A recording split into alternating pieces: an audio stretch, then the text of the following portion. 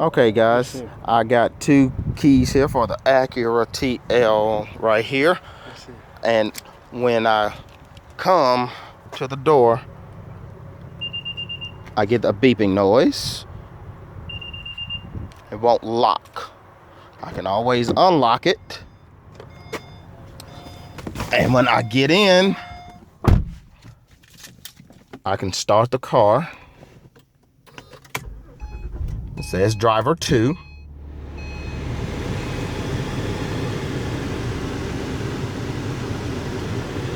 Go through here. Doesn't say anything about the keys.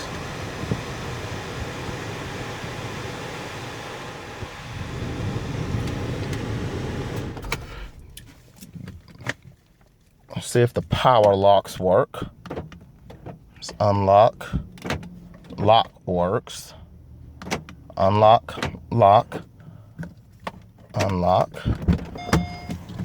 See, get out. And I'm supposed to be able to push the button and lock, and it does not lock, it beeps.